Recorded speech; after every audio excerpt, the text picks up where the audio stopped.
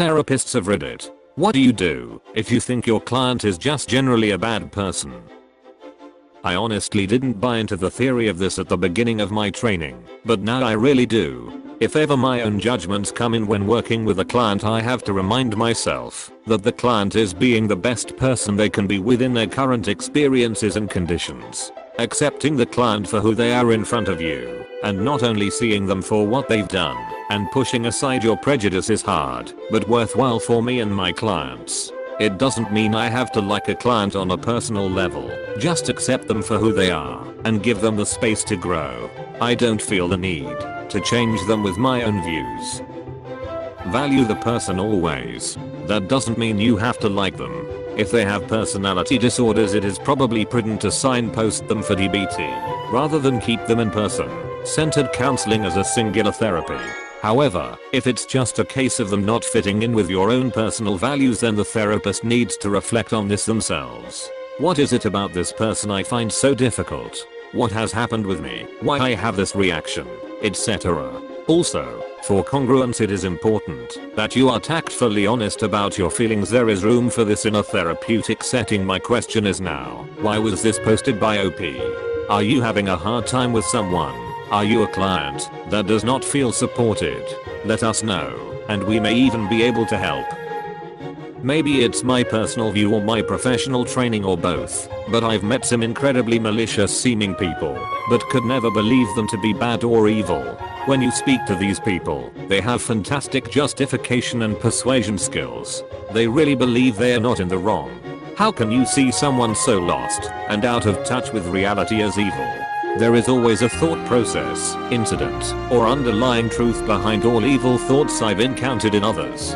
On the other hand, a client that is painfully annoying, or I just can't get it through to, I refer them to another therapist. Lol. We have a saying in narrative therapy: the problem is the problem. The problem is not the people. This statement helps me see my clients more emphatically and non-judgmentally. We try to see clients historically, with the recognition that even bad behaviors or patterns are coming from somewhere. We don't assign good or bad labels, but we focus on the roots of these behaviors/patterns. Understanding a person's context is so important, as is dissecting the reasoning and motivation behind the behavior. Personality disorders are much harder to dissect and understand. People diagnosed with a cluster B issues are especially more likely to be labeled. It's important to be conscious of this tendency and recognize that at the end of the day, if they are sitting in your office saying I need help or I want to change, then there's something there. And everyone has that something. I'm still human though, and if I find myself judging a client, or getting triggered, or experiencing negative feelings towards them, I seek supervision and try to understand the parts of me that feel this way. When the parts of me communicate, therapy flows much smoother. Luckily, I never encountered this with any of my clients. However, if this ever does occur in the future, I would most likely like to keep treating them, maybe find some insight of what happened to this person. Family history, get an understanding of this person. Is this person a product of their environment, genetics, or both? But the moment I actually stop having the need to help that person, or if I feel they are trying to control the session or manipulate me, I would have to refer them to see someone else. When I had clients I wasn't very fond of, I tried to hone in the aspects of them that I didn't enjoy about them, could relate to personally, or tried to determine why they were behaving in the ways they were behaving, usually attempting to protect themselves from something. I haven't had any clients myself who I thought were bad people at heart, but I did have plenty of clients that I thought were enacting in destructive, to themselves and to people who love them, behavior and were unwilling to change. And yeah, I thought a few people were doing inexcusably shitty things. But at the end of the day, even with clients whose personalities did not mesh with mine, or whose fundamental belief systems were in direct opposition to mine, I just saw hurting people who I felt compassion for their suffering, and tried to help alleviate any part of that suffering I was able. Out of the hundreds of patients I have seen in my 15-year career as a therapist, there have been only a handful of people I could not connect with, and had to transfer to a coworker. These were without exceptions mothers who'd mistreat their children without willingness to reflect on it. I was not the right therapist for them. For all the others, I'd find a way, an angle, anything. Be it the t-shirt they were wearing, or the smile, when they were talking about their pet's make or anything at all really to start connecting. No matter how boring, or aggressive or adapted someone presents themselves, there is always someone deserving of love and recognition underneath it. I don't work in mental health anymore. Changed careers because of health issues, but the only person I ever dealt with who I knew was a truly antisocial and dangerous individual was an adult male I seized for the court while he was in jail for trying to kill an ex of his. He was chilling. I worked exclusively with clients involved with some aspect of the justice system, and most of the time they were suffering from generational poverty and trauma. This particular individual was truly beyond help, however, and was a danger to others on a level so severe that multiple people involved in the case were actually afraid to go to the hearings for him because they thought he might try and kill them. I mean the professionals involved, not victims of his. It was the only time it was abundantly clear he would use whatever means he could use to get out of jail and try and murder again. I didn't trust that a service provider couldn't be manipulated by him or even be at risk of getting hurt from trying to work with him. It was a scary 4 hours of my life. Never be scared. There are 3 things a counselor should provide you with. Congruence, honesty, empathy, seeing your issues from within your frame of reference, and unconditional positive regard. You will be held and supported. Most people will go through a period of psychological or emotional distress. It's almost inevitable. Nothing you will say will shock or surprise your therapist, and I can totally agree with your fears. I was scared to seek therapy because I felt like I'd be locked up. It was the best thing I ever did, and it set me on the path to help others.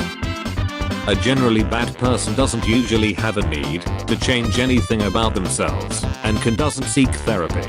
Narcissistic personalities can get pretty nasty, but in their reality, everyone else is at fault and they'd be perfectly pleasant if only the others weren't such idiots. Why would someone with this view of the world try to get therapy? Therapy can't be forced on someone. It has to be voluntary. It's a cooperative effort. Someone bad, whatever that is, would have to feel a need to change, probably some remorse, and are they still bad then? A guy who seeks out kiddie pronoun asking for help because he's worried he could ever act on his urge. Bad person. Only looked for help after he lost his job and the police raided his home. Bad now. Very aggressive people tend to protect vulnerabilities. Can be a bit of a tightrope to project strength, an ability to protect the client so they can drop their defenses over time, and being slow, careful, and gentle to not scare them away. In general, everyone has their story, reasons to act as they do. Sometimes personalities don't fit, and it's better to hand the client over to someone else. Unless you're working in forensic psychiatry, you won't encounter many, if any, people who have done such terrible acts that it becomes hard to relate enough to work with them.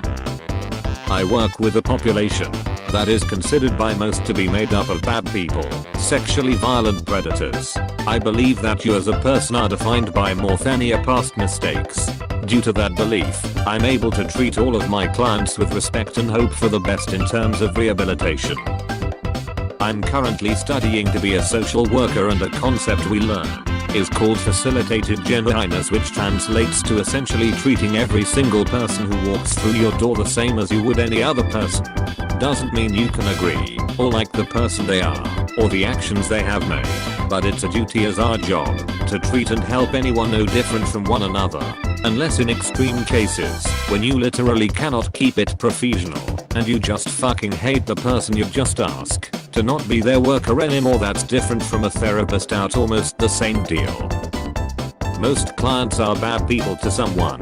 Some are just considered bad to more than others. You would be shocked at how much damage people are carrying around with them and the things they have had to do in order to cope with it.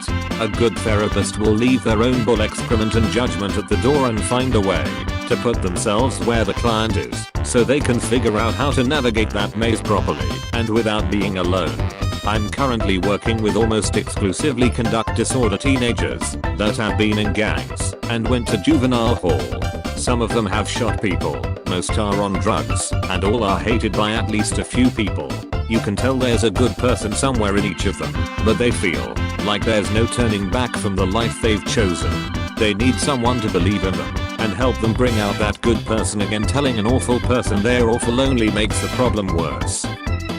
In over 15 years of counseling, I have yet to meet someone who is a bad person. There are people who have bad behaviors or actions, but once they let you in underneath the bravado and the hard outer shell, I generally find a very hurt person. If I have a negative reaction to a client, I have to take a step back and reflect. What are they treasuring in me, and how can I resolve that to be there in the way they need to find some healing? I find that being in the position I am, and having people allow me into their inner world, has led me to being more understanding in my personal life as well. I always try to picture people at their purest, before anything untoward has happened to them. I always try to look for something in my clients that I like/enjoy. I also ask myself, what experience has this person had that has contributed to who they are today? What is the purpose for this behavior?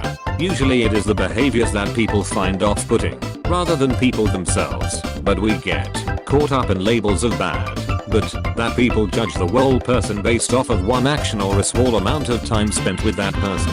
Remaining open-minded helps me separate the person from their behaviors. Every client that I work with, I'm honest and transparent with from the beginning, and explain the importance of the therapeutic relationship. If they don't like me/feel that I'm a good fit for them, then please tell me. That way I can refer to someone who I think would be helpful. However, that goes both ways. If I feel that I'm not being helpful/a good fit, I will talk to my clients about it and potentially refer out.